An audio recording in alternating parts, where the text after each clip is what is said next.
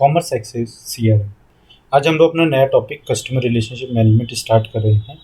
ठीक है, ये कोई मतलब बहुत ज़्यादा हार्ड टॉपिक नहीं है और बहुत ज़्यादा कोई बड़ा भी टॉपिक नहीं है। हम लोग इसको बहुत जल्दी मतलब 3-4 दिन में अपने आगे ख़त्म कर देंगे, क्योंकि मैंने आपसे बोला था ना कि मैं आपका कोई भी टॉपिक छोड़ूंगा नहीं। ठीक है, तो ये उसी का एक है, तो आप लोग मतलब कोई बात नहीं। कितने दिन है? 3 दिन है ना, तो इस महीने में तो आपका काम खत्म हो ही जाएगा। ठीक है, उसके बाद में फिर हम लोग प्रैक्टिस स्टार्ट कर देंगे अपनी। आप लोग को ऐसा लग रहा होगा ना कि बैच थोड़ा लंबा खींच के, कुछ नहीं खींच गया है। 2-3 महीने लगते हैं भाई, हमने डीप में जाके एक एक कंसेप्ट पढ़ा है अपना। कई बार ऐसे भी हो ना, कोई टीचर आपको नहीं पढ़ाए और छोड़ दे कोई टॉपिक, तो उसमें क्या फ़ायदा। वो मैंने नहीं किया, मैंने आपको हर एक टॉपिक किया है, सो दैट कि अगर आपका पेपर में कोई भी टॉपिक आ जाए, कोई भी मतलब कोई भी, ठीक है, जो मैं जो पढ़ा रहा हूँ भाई वो वाले, बाकी से मुझे क्या कि मैथ्स में क्या आ जाए, तो उसके लिए आप लोग जिस टीचर को देख रहे होगे तो आपको अच्छा ही देख रहे होगे, है ना। तो उसको तो आप लोग अपने हिसाब से करोगे, बट मैं अपने टॉपिक्स के हिसाब से ये चीज़ गारंटी लेता हूँ कि मैं कुछ भी छोड़ के आप लोगों के लिए नहीं रख रहा हूँ। आप लोग जो भी कुछ पढ़ोगे वो सब कुछ आएगा आपके पेपर में। ठीक है, चलो स्टार्ट करते हैं अपना सीआरएम। तो कस्टमर रिलेशनशिप मैनेजमेंट होता क्यों और आप लोग को जरूरत क्या है इसकी पढ़ने की। जब आप लोग डीएफसीसीआईएल में जा रहे हो ना, तो आप लोग को क्या करना है, इसमें आप लोग को मार्केटिंग बढ़ानी है। मतलब डीएफसीसीएल का काम क्या है कि भैया फ्राइट को बढ़ाना। ठीक है, तो आपके कस्टमर्स आपसे आएंगे कि आपको कॉम्पिटिटिव देना है, कि मतलब आपको रेलवे को एयरवेज से या फिर रोडवेज से अच्छा दिखाना है अपने आप को। ठीक है, तो उसके लिए क्या करना, आपको रेलवे कॉम्पिटिटिव है उन लोगों के लिए, तो आप लोगों को आगे भी कॉम्पिटिटिव रहना है। मतलब आप लोगों को उनसे रिलेशनशिप अच्छे मैनेज करने हैं, सो दैट कि वो कभी ऐसा ना सोचे कि भैया रेलवे तो गंदी सर्विस देती है और हम लोग वहाँ पे जाएंगे नहीं, अब तो हम लोग अपना प्लेन से या फिर इसके थ्रू छोड़ देंगे। ठीक है, तो आपको क्या करना है कि जब आप डीएफसीसीएल में कोई भी पोस्ट में जाओगे, भर्ती होगे, तो आप लोग को क्या करना है कि मतलब आप लोग को उन लोगों के साथ में रिलेशनशिप को मेंटेन करना है। तो इसके ऊपर जोर देते हुए कस्टमर रिलेशनशिप मैनेजमेंट, ये मतलब इन्होंने टॉपिक डाला अपना इसमें। और मुझे काफ़ी ज़्यादा खुशी है कि मतलब यार टॉपिक इसमें डाला, क्योंकि कई बार जिन लोगों को इन लोगों की ज़रूरत होती है रियल में, कि जैसे अगर आप देखोगे कि रेलवे को ज़रूरत है इसकी सीआरएम की, क्योंकि रेलवे इसको बैंकिंग को, क्योंकि इन लोगों के आप देखो कि बिहेवियर कितना ज़्यादा रूड है ना लोगों के प्रति। तो इन लोगों को सीआरएम पढ़ने की बहुत ज़्यादा जरूरत है, बट ये लोग मतलब डालते नहीं है। बट इस वाले में मतलब डीएफसीसी ने इतना सोचा है कि वो डाल रहा है, तो मतलब कुछ अच्छे ही सोच के डाला भी होगा। तो आप लोग इसको अच्छे से पढ़ेंगे, हम लोग 3 क्लासेस में इसको खत्म कर देंगे, कोई बहुत बड़ी चीज़ है नहीं सीआरएम। तो सबसे पहले क्या था, हमारा customer relationship management is an upright concept or strategy to solidify relations with customers and at the same time reducing cost, enhancing productivity and profitability in business। ठीक है, आपको क्या करना है कि आप लोग को अपने कस्टमर के साथ में अच्छे रिलेशंस बनाने हैं, विद द सेम टाइम कि आप लोग को अपनी कॉस्ट को भी देखना है कि भैया हाँ, कि हमारे ऐसा ना हो कि हम लोग रिलेशनशिप के चक्कर में मतलब कि उन लोगों को सस्ता करते जाए हमारी कॉस्ट बढ़ती जाए, ये भी आपको नहीं करना। और आपको बिजनेस को कैसा करना है, प्रॉफिटेबिलिटी करनी है अपने बिजनेस के लिए। ठीक है, ये काम किसका है, आप लोग का सीआरएम में होगा, जहाँ आप लोग ये वाला सब्जेक्ट आपको इसीलिए पढ़ाया जा रहा है। इस CRM system is implemented for small business as well as large enterprises also as the main goal is to assist the customers efficiently. तो इसमें मेन गोल क्या है सीआरएम पढ़ने का हमारा, कि हम लोग अपने कस्टमर को मतलब अच्छी सुविधा दे पाएँ, उनको अच्छे से असिस्ट कर पाएँ, सो दैट कि जब हमारा कस्टमर हमारे यहाँ से जाए रेलवे से सर्विस लेके, तो वो ये ना सोचे कि यार इन्होंने इतनी गंदी सर्विस दे दी कि मतलब अब कभी मैं रेलवे में आऊँगा ही नहीं घूम के। ठीक है, तो इसके लिए क्या डीएफसीसीएल ने कहा भैया ऐसा नहीं होना चाहिए, हम लोग बैंक मतलब एसबीआई नहीं बन जाए। तो इसके लिए उन्होंने क्या किया कि सीआरएम को सब्जेक्ट में अपने डाला। तो अब आप लोगों को समझ में आ रहा है कि आप लोग को इसकी पढ़ने की जरूरत क्यों है, कि हमको भैया सीआरएम क्यों पढ़ना चाहिए अपने उसमें पेपर में, और इसकी मतलब इंपॉर्टेंस क्या है आपके पेपर के लिए। और सीधा customer relationship management is the procedure that is crucial for every business as the customer is the most important part of the business. आप कस्टमर के या फिर कंज्यूमर के बिना अपने बिजनेस को कभी नहीं चला सकते, क्योंकि आपका कस्टमर ही है जो आपसे सामान खरीद रहा है या आप जिसको आप सर्विस प्रोवाइड करवा रहे हो, और जिसके थ्रू आपको क्या है अर्निंग हो रही है उस बिजनेस क्लास में। ठीक है, आप देखो कोई भी कंपनी होगी ना प्राइवेट, वो हमेशा अपने कस्टमर का कितना ध्यान देती है। कभी आपका आईसीआईसी बैंक में या फिर एचडीएफसी बैंक में खाता है किसी का, तो उसको पता होगा कि, और किसी का एसबीआई में हो उसी टाइम पे, तो आप लोग देख सकते हो कि दोनों में से अपने कस्टमर रिलेशनशिप मैनेजमेंट को कौन मेंटेन करता है। आईसीआईसीआई बैंक में आप जाओगे, आप लोग को वहाँ पे बैठा दिया जाएगा, सर आप बताइए आपको क्या काम है, और एसबीआई वाला आपसे ये कहेगा भैया कल आना, भागो यहाँ से। फैक्ट है ये, क्योंकि वो अपने कस्टमर रिलेशनशिप मैनेजमेंट को नहीं करना चाहते और वे अपने कस्टमर को इतनी ज़्यादा वरीयता नहीं देते। क्यों? क्योंकि उनकी गवर्नमेंट जॉब है और एचडीएफसी वालों की क्या है, प्राइवेट जॉब है। आप एसबीआई में अगर आप शिकायत भी कर दोगे तो किसी को कुछ नहीं होगा, और अगर आपने एचडीएफसी में किसी के भी मतलब ब्रांच मैनेजर को जाके बोल दिया ना कि सर वो एम्प्लॉय मुझे अच्छे से ट्रीट नहीं कर रहा, तो उसके लिए मतलब खटिया सी खड़ी हो जाएगी एक तरीके से। तो ये सब चीज़ें किस में आती हैं, कस्टमर रिलेशनशिप मैनेजमेंट में आती हैं, कि मतलब आप अपने कस्टमर से रिलेशन किस तरीके से बनाते हो और उनको मैनेज करके किस तरीके से रखते हो। तो देखो, relationship management in an by an organisation can be divided into 2 categories. तो हम इनको 2 कैटेगरीज में जनरली क्या करते हैं, डिवाइड करते हैं। एक क्या होता है हमारा एक्सटर्नल रिलेशंस और एक क्या होता है हमारा इंटरनल रिलेशंस। एक्सटर्नल का देखो कोई मतलब एक्सटर्नल रिलेशंस क्या हुआ, जो हमारे बाहरी संबंध है, और इंटरनल जो हमारे आंतरिक। मतलब एक्सटर्नल का मतलब क्या होगी कि जो हम बाहर से, मतलब कि जैसे ही हमारी एक ऑर्गेनाइजेशन है, ठीक है, इसके अंदर अंदर जब हम लोग अपने रिलेशनशिप को मेंटेन कर लेंगे तो क्या होगा हमारा इंटरनल। जो इसके हम बाहर से मतलब कि हम जो हमारे पोटेंशियल कस्टमर्स हम उनसे भी अपने रिलेशनशिप को मेंटेन करें, जो किसी और कंपनी के प्रोडक्ट को यूज़ कर रहे हैं या फिर कोई और सर्विस ले रहे हैं, तो हम उनको भी अपने आगे क्या करें, मतलब अपने से इर्द गिर्द घुमाएं या फिर उनसे अपने रिलेशनशिप को मेंटेन करें। अब हम पढ़ते हैं एक्सटर्नल रिलेशनशिप, कस्टमर रिलेशंस।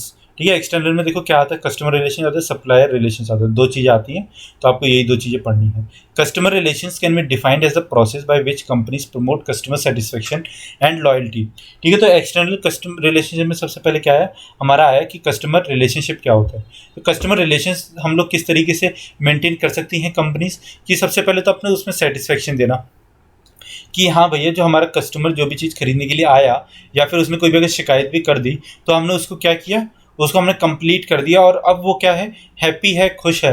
वो ये चीज़ सोचता है कि हाँ भाई, ये वाली कंपनी बड़ी अच्छी है, मेरी बात बड़ी जल्दी सुन लेती है, और इससे क्या होगा, उसके अंदर कहीं ना कहीं एक लॉयल्टी आएगी उस कंपनी के लिए। ठीक है, वो ये चीज़ सोचेगा ना कि यार मेरी शिकायतें यहाँ पे जल्दी से रिजॉल्व हो जाती है, तो मुझे क्यों छोड़ना है इस वाली कंपनी को, मैं तो यहीं से टिका रहूँगा। तो आप उस कंपनी के क्या होगे, लॉयल कस्टमर होगे कहीं ना कहीं। और जब आप लॉयल कस्टमर हो जाओगे तो आप लोग क्या करोगे, उस कंपनी के साथ हमेशा जुड़े रहोगे, और कंपनी की उसमें प्रॉफिटेबिलिटी हमेशा बढ़ती रहेगी। और जब कंपनी की प्रॉफिटेबिलिटी बढ़ेगी तो ऑब्वियस सी बात है कि कंपनी क्या करेगी, ग्रो करेगी। और कंपनी जब ग्रो करेगी तो आपकी भी सैलरी कंपनी इंक्रीज कर देगी, है ना। ये चीज़ मतलब जुड़ी हुई होती है ना, कि अगर आप अपने कस्टमर को अच्छी तरीके से ट्रीट करते हो तो कहीं ना कहीं वो आपकी सैलरी या फिर आपकी जॉब सिक्योरिटी पे क्या करता है, प्रभाव डालता है। इसलिए प्राइवेट में लोग क्या करते हैं, अपने अच्छे से कस्टमर्स को डील करते हैं एज कम्पेयर टू गवर्नमेंट, क्योंकि उनकी जॉब तो परमानेंट है। उनको कोई फ़र्क नहीं पड़ता कि आप लोग अच्छे से ट्रीट कर रहे हो या नहीं कर रहे, या फिर आपकी मतलब सर्विस मिल रही है या नहीं मिल रही। फिर क्या था हमारा सप्लायर रिलेशंस। देखो, कस्टमर रिलेशंस तो आपने मेंटेन कर लिए। सप्लायर क्या होते हैं हमारे, देखो जो हमारे को मतलब कि हमको या फिर कोई चीज़ प्रोवाइड करवा रहे हैं, हमारा रॉ मटेरियल है, या फिर हमारे क्या है, हमारे आगे के वो हैं रिटेलर्स हैं, होलसेलर्स हैं, तो हमको उनसे किस तरीके से क्या करना होता है, कि अपने रिलेशनशिप को मेंटेन करना होता है। All companies tries to build a strong relationship with their suppliers. Supplier relationships are different from simple purchasing transactions in several ways. There can be a sense of commitment to the supplier. देखो, सिर्फ और सिर्फ आप उनसे product purchase कर रहे हो, उनको अपना प्रोडक्ट बेच रहे हो, सिर्फ और सिर्फ ये कोई मतलब सप्लायर रिलेशंस क्रिएट करना नहीं है। आप उनको दिवाली पे क्या कर दो, गिफ्ट सेंड कर दो।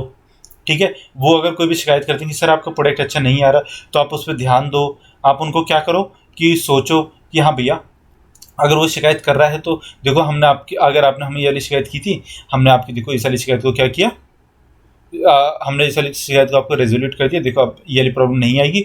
अगर आपको फिर से आती है तो आप हमारी हायर अथॉरिटी से कंसल्ट कर सकते हैं, है ना। ये चीज़ बहुत ज़्यादा इंपॉर्टेंट हो जाती है, और इससे क्या होता है, आपके कस्टमर में कहीं ना कहीं पॉजिटिविटी आती है, और वो आपके प्रोडक्ट को क्या करता है, कभी छोड़ेगा नहीं। वो सोचेगा कंपनी मेरी बात जरूर सुनती है, तो मैं इस वाली कंपनी के कहना प्रोडक्ट हमेशा क्या करूँगा, मार्केट में करता रहूँगा आगे सेल। ठीक है, तो इस तरीके से हम सप्लायर के साथ अपने रिलेशनशिप को बनाते हैं। तो देखो, मैंने जो आपको बताया था कि आपको इंटरनल में क्या होता है और एक्सटर्नल में क्या होता है, तो इंटरनल में आपको मतलब समझ में आ गया था कि मतलब जैसे हमारे कस्टमर हो गया और हमारे सप्लायर्स हो गए, ये हमारे ये हमारे एक्सटर्नल्स में आते हैं। ठीक है, और फिर अब इसके बाद में हम लोग क्या करेंगे, अपने एक्सटर्नल्स में जाएंगे, इंटरनल्स में जाएंगे। सॉरी, थोड़ा कन्फ्यूजन हो गया, कोई बात नहीं। तो इंटरनल्स में देखो, एक्सटर्नल्स में हमारे क्या थे, कस्टमर रिलेशंस और हमारे सप्लायर रिलेशंस। हम लोग किसमें जाएंगे, हमारे इंटरनल रिलेशनशिप में। तो इंटरनल रिलेशनशिप का मतलब क्या होता है, it is an integrative process. ठीक है, ये इंटीग्रेटिव प्रोसेस है। इसका मतलब क्या होता है, with in a system for fostering positive working relationship in a development way, in a climate cooperation and achievement. Internal relationship an ongoing process that occur strictly with in a company और organisation. तो देखो, मैंने आपको बताया था ना, internal मतलब जो कंपनी के अंदर ही अंदर चलता रहे, और एक्सटर्नल का मतलब जिससे मतलब कंपनी बाहर से जिन चीज़ों से प्रभावित हो रही है, जैसे हमारे कस्टमर्स हो गए, हमारे सप्लायर्स हो गए, तो हम उनके साथ में भी क्या करें, अपने रिलेशनशिप को मेंटेन करके रखें। दोनों में आपको समझ में आया, इंटरनल और एक्सटर्नल रिलेशनशिप में मतलब क्या होता है। क्वेश्चन आएगा तो सब कर दोगे ना, कोई कन्फ्यूज नहीं होगा ना मेरे बच्चों। ठीक है, जितने हमारे क्लासेस से बच्चे जुड़ रहे हो, किसी भी सब्जेक्ट में कभी भी कन्फ्यूज नहीं हो सकते, क्योंकि हम लोग पढ़ाते ही इतना ईजी तरीके में कि आप लोग हर एक टॉपिक कंप्लीट करके वहाँ पे आ सकते हैं। अब हमारा क्या आता है, CRM as a strategic marketing tool. कहते हैं CRM को हम लोग इतना इंपॉर्टेंस क्यों दें, क्यों हमारा एक मार्केटिंग टूल है CRM। Marketing is one of the new discoveries in business management, ठीक है। Of late marketing has come to occupy significant position in the overall strategy studies. तो मार्केटिंग क्या है, मैंने जिस तरीके से आपको बताया भी था कि बहुत ज़्यादा पुराना नहीं है, ये लगभग 100 साल या फिर आप कहोगे कि 70 साल पुरानी चीज़ है, उससे ज़्यादा कोई पुरानी है नहीं marketing. Various challenges are emerging in marketing as well as new approaches are being made in its study to view its different aspects of the many things. It has been recently realized that customer is the most important elements in the marketing, ठीक है। अभी अभी मतलब कुछ 20-25 साल पहले ये चीज़ पता लगी कि कस्टमर जो है हमारा वो मोस्ट इंपॉर्टेंट एलिमेंट है किसमें, मार्केटिंग में।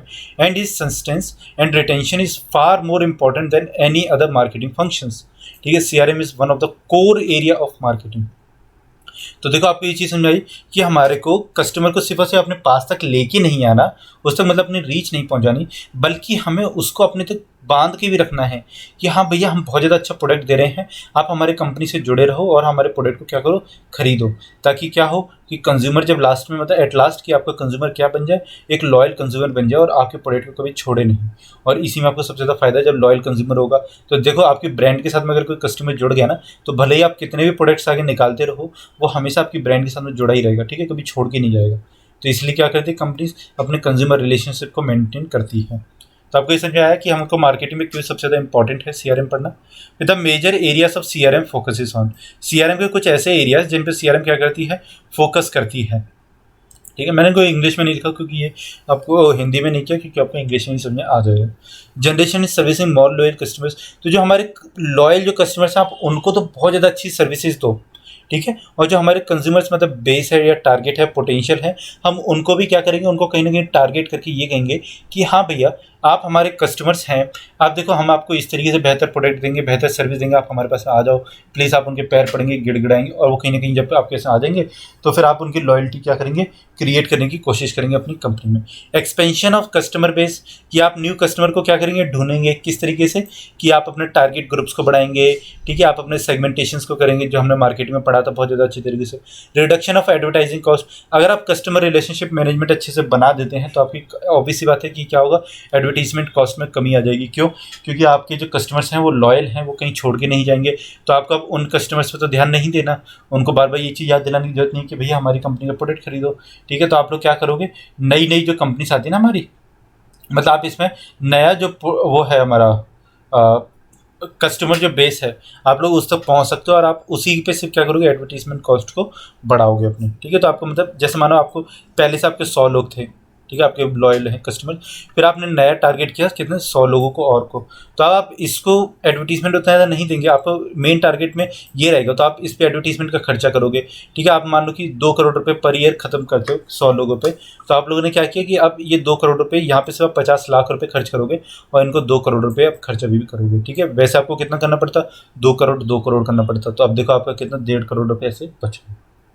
इंक्रीज इन प्रॉफिटेबल कस्टमर्स, मैंने आपको बता दिया बहुत ज़्यादा अच्छे से कि आपकी प्रॉफिटेबिलिटी इंक्रीज होगी और कस्टमर्स ऐसे आएंगे जो लॉयल रहेंगे और आपकी कंपनी से टाइम से जुड़े रहेंगे। Ease in introduction of new products, अगर आपका कस्टमर आपके साथ में जुड़ा हुआ है, आपकी मतलब लॉयल्टी बनी हुई है, तो आप लोग अपनी ब्रांड के थ्रू कोई भी नया प्रोडक्ट लॉन्च करेंगे तो आपका कस्टमर उसको खरीद लेगा। Personal information gathering and self service, ठीक है। आप देखो ये बहुत ज़्यादा इंपॉर्टेंट है आज के टाइम पे, जो हमारे हम लोग कहते हैं कि data is a new gold, मतलब जितना भी डाटा है वो क्या है, नया सोना है आज की दुनिया में। तो उस तरीके से क्या, अगर आप मतलब उनसे अगर जैसे कि आप उनसे सर्वे वगैरह ही मानते हो, तो आप लोग सर्वे वगैरह भी अच्छे से करेंगे और आप लोगों को अच्छे से क्या कर सकते हैं, असिस्ट कर सकते हैं। जैसे कि आप कोई भी साबुन है, ठीक है, तो आप लोग क्या करोगे कि सर ये आप लोग हमारे बहुत अच्छे कस्टमर हैं, क्या आप हमारे इस सर्वे को कंप्लीट कर देंगे, वो बोलेंगे हाँ यार आप हमारी बहुत ज़्यादा अच्छी कंपनी है, हम हमेशा खरीद के लेके आते हैं, तो हम लोग यार सर्वे कर देते हैं। तो इस तरीके से आपका सर्वे में और आपके पास क्या हो जाएगा, इन्फॉर्मेशन गैदर हो जाएगी। CRM is the marketing management practice of identifying, attracting and retaining the most valuable customer to sustain profitable growth. वही चीज़ आ गई जो मैं आपको ऊपर भी समझाई थी अभी, ठीक है।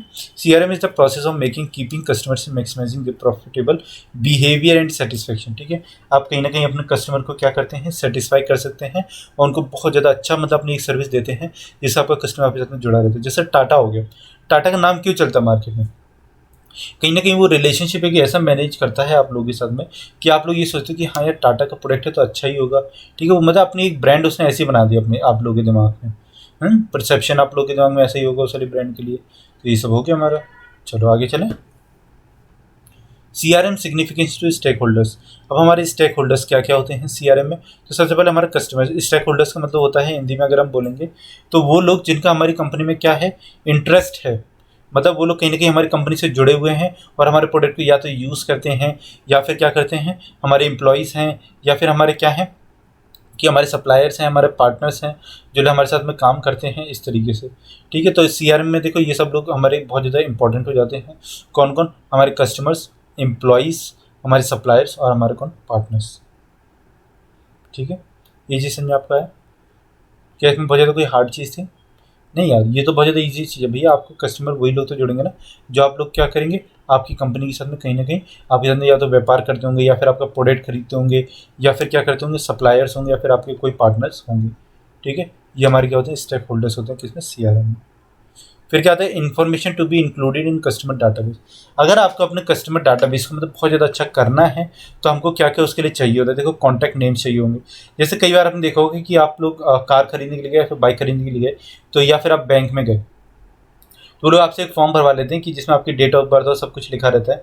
अगर आप किसी प्राइवेट बैंक में हैं तो वो लोग आपको बर्थडे पे आपके मैसेज भी करते हैं कि हैप्पी बर्थडे, जिससे आपको जो भी कुछ नाम होगा उसका कि हैप्पी बर्थडे ABC, और आप लोगों को क्या well well wishes for your birthday इस तरीके से लिख के देते हैं। तो इससे क्या होता है, कहीं ना कहीं आपके दिमाग में एक चीज़ आती है कि मेरा जो बैंक है वो मेरे बारे में सोचता है, मेरे ऊपर मतलब ध्यान रखता है। या फिर आपको आपका बैंक कई बार क्या करता है, आप लोगों को एक स्पेशल ऑफर दे देता है कि भैया अगर आपका बर्थडे है आज तो आप लोग क्या करो, अपने क्रेडिट कार्ड से इतने रुपए की फ्री में क्या कर सकते हो, शॉपिंग कर सकते हो। ठीक है, तो इस तरीके से क्या आपके कस्टमर रिलेशनशिप कहीं ना कहीं मेंटेन होते हैं और कंपनीज को बहुत ज़्यादा इंपॉर्टेंट, मतलब बहुत ज़्यादा इंपॉर्टेंट होता है क्या, कस्टमर रिलेशनशिप अपने आपकी मैनेज करना। चलो आगे चलें अपने। फिर क्या आता है हमारा job title and job definition. तो देखो जॉब टाइटल की ज़रूरत क्यों पड़ती है, ताकि आप लोग कि जैसे मतलब आप लोग को एक चीज़ पता लग जाएगी। कोई अगर रेडी वाला है जिसका बैंक में अकाउंट है, ठीक है, तो उसको पता है कि वो क्या चीज़ खरीद सकता है, उसका एजुकेशन लेवल क्या है, तो वो उसके हिसाब से उसको मैसेज करेगा। या फिर अगर कोई मतलब CEO है किसी कंपनी में, ठीक है, या फिर किसी प्राइवेट कंपनी में अच्छी खासी जॉब कर रहा है, तो वो क्या करेगा, वो ऐसे लोगों को अलग अलग तरीके के मैसेज करेंगे ये लोग, है ना। कहीं ना कहीं ऐसा हो सकता है कि जो लोग रूरल एरिया से हैं, जो लोग मतलब कि छोटी मोटी जॉब करते हैं, तो उन लोगों को हिंदी में मैसेज करे, या फिर जो लोग अच्छी खासी पोस्ट में जिनको इंग्लिश आती है तो उन लोगों को किस में, इंग्लिश में मैसेज करे, ये भी कर सकती है। डेमोग्राफिक और साइकोग्राफिक इन्फॉर्मेशन, ठीक है, आप किस तरीके से सोचते हैं, आप किस तरीके का प्रोडक्ट लेना चाहते हैं, तो ये सब इन्फॉर्मेशन चाहिए होती है। नेम ऑफ द कंपनी, ठीक है, आप अगर प्रीवियस किसी कंपनी के साथ में जुड़े हुए हैं तो वो कौन सी कंपनी है, ठीक है, आप किस कंपनी का प्रोडक्ट खरीद रहे हैं, ये सब तो आपके डे टू डे लाइफ में होता ही रहता है ना। मैं देखा ये सब चीज़ें तो मेरे को भी बहुत फेस करने को मिलती हैं। और फिर उसके अंदर मेथड्स ऑफ कॉन्ट्रैक्ट, ठीक है, कि कॉन्टैक्ट, ठीक है, कि आपसे मतलब किस तरीके से कॉन्टैक्ट कर सकते हैं सर, हम आपसे मेल भेजें या फिर आपको कॉल कर ले, मैसेज कर लें, किस टाइम पे कर ले, ये सब चीज़ें हमारी इसमें आती हैं। बाइंग हिस्ट्री, कि आप किसी प्रोडक्ट को कितनी बार खरीदते हो, कब कब आपने अभी तक हमारे प्रोडक्ट को खरीदा है। ठीक है, सोर्सेस ऑफ लीड, की मतलब आपको कहाँ से हमारे बारे में इन्फॉर्मेशन मिली, ये तो बहुत ज़्यादा इंपॉर्टेंट है, बहुत ज़्यादा आप चीज़ें देखते भी रहते हो। सोर्सेज ऑफ सेल, कि मतलब आप हमारी चीज़ों को कहाँ से खरीदते हो।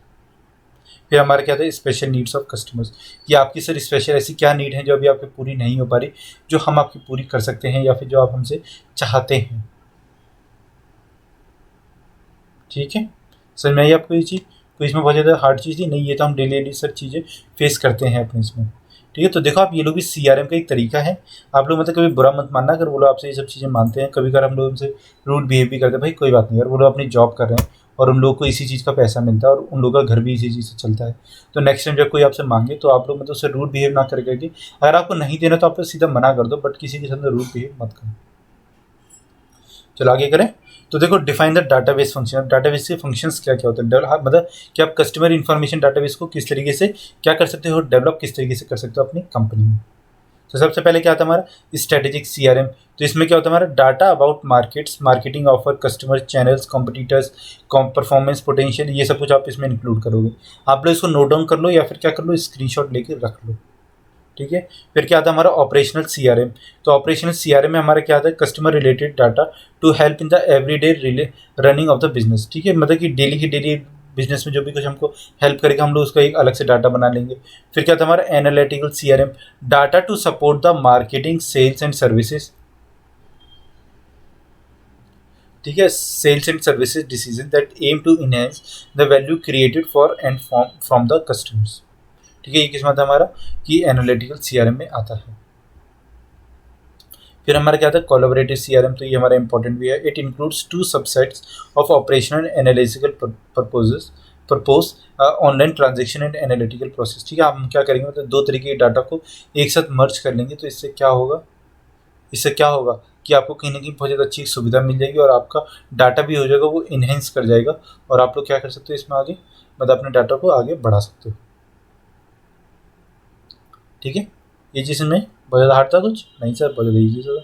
कस्टमर प्रोफाइल, हम लोग को कस्टमर प्रोफाइल क्या क्या पढ़नी होती है इसमें कि हम लोग अपना क्या करें CRM को मेंटेन करें। ठीक है, कस्टमर प्रोफाइल में देखो, a good method of identifying and understanding customer is to develop customer profile.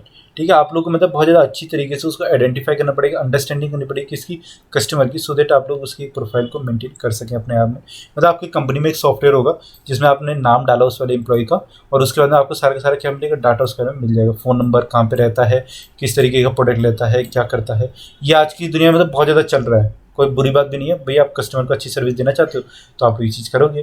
तो ये आपके उसमें रेलवे में भी जैसे आप लोग जाओगे अगर वहाँ पे, ठीक है, आप लोगों के पास में कोई पुराना कस्टमर आया जो मतलब अपना सामान भेजता रहता है, तो आप लोगों ने उसका फ़ोन नंबर डाला, सर अपना फ़ोन नंबर बता दीजिए, हम लोग आपकी पूरी इन्फॉर्मेशन निकाल लेते हैं। बस आपने फ़ोन नंबर डाला और सारे सॉफ्टवेयर में आपका सब कुछ आ गया, आप कहाँ पे रहते हैं, आपने पहले कितना प्रोडक्ट खरीदा है, आपको क्या दिक्कतें आई थी। ठीक है, ये सब कुछ हमारे किस में आ जाता है, हमारे सारे सॉफ्टवेयर में शो करने लग जाता है। फिर हमारा क्या आता है, this approach is similar to that used in market segmentation. ये इसी तरीके से यूज होता है जिस तरीके से हम लोग क्या करते थे, मार्केट अपना सेगमेंटेशन करते थे। The marketers create some basis for dividing the various customer divides. तो इसमें क्या करते हैं हम लोग कि कुछ ना कुछ अपना बेसिक उसको डिवाइड करते हैं, किसको, हमारे कस्टमर को, सो दैट कि आप लोग का क्या हो कि मतलब आप लोग ये चीज़ सोचो कि यार वो हमारा कस्टमर उस वाले एरिया का है और उसको ये वाला प्रोडक्ट चाहिए, या फिर कि ये वाला कस्टमर ये वाला प्रोडक्ट खरीदता है, तो हम लोग कहीं ना कहीं इसको ये चीज़ दे सकते हैं। ठीक है, ये हमारा किस में आता है, ये हमारा कस्टमर प्रोफाइल में हम लोग जब मेंटेन करते हैं उस चीज़ को, तो हम लोग उसमें कहीं ना कहीं बहुत ज़्यादा इंपॉर्टेंट हमारे लिए हो जाता है। The marketer then develops a typical customer profile which helps to analyse and understand consumer behaviour. ठीक है, आप लोग मतलब इस तरीके की कंज्यूमर की अपनी प्रोफाइल अपने सॉफ्टवेयर में या फिर अपने डाटाबेस में करते हैं कि आप लोग कहीं ना कहीं बहुत हद तक ये करें कि मतलब आप लोग उसको खोलें और आप लोग को क्या मिल जाए कि हाँ भैया ये चीज़, हाँ इस कस्टमर के बारे में आपको समझ में आ गई। अब आप लोग क्या करोगे, उस कस्टमर के सारा आगे पीछे जानते हो, अब आप लोग क्या करना है, सिर्फ और सिर्फ उस पर ध्यान देना कि ये क्या चीज़ सोच रहा होगा और इसको हम लोग क्या प्रोडक्ट दे दें तो ये खुश हो जाएगा। ठीक है, आप लोग को ये चीज़ समझ आई, कोई बहुत ज़्यादा हार्ड तक है इसमें सर, कुछ भी हार्ड नहीं था। जैसे हमने कितना मतलब 20 मिनट में पूरे CRM का एक ओवरव्यू कंप्लीट कर लिया। अब हमको CRM में क्या चाहिए, कुछ भी नहीं चाहिए। अगर आप हमारे चैनल पर नए हैं तो प्लीज़ हमारे चैनल को सब्सक्राइब कीजिए, हमारी वीडियोस को लाइक कीजिए और दूसरों से शेयर कीजिए। बताइए किस तरीके से हम कॉमर्स एक्सेस आप लोगों को एक पूरा फ्री बैच दे रहे हैं और दिया भी, और बस अब 3 दिन में अपना बैच ख़त्म कर देंगे और अब हम क्या करेंगे, आगे पढ़ना स्टार्ट कर देंगे। कैसे, रिवीजन करके 3 दिन के बाद में। ठीक है, अब मिलते हैं अपनी कल नेक्स्ट वीडियो के साथ में। बाकी हमारे चैनल के साथ जुड़े रहिए और हम लोग इसी तरीके से कनेक्ट रहिए आप लोग। बाकी मिलते हैं अपनी नेक्स्ट वीडियो में। Thank you so much.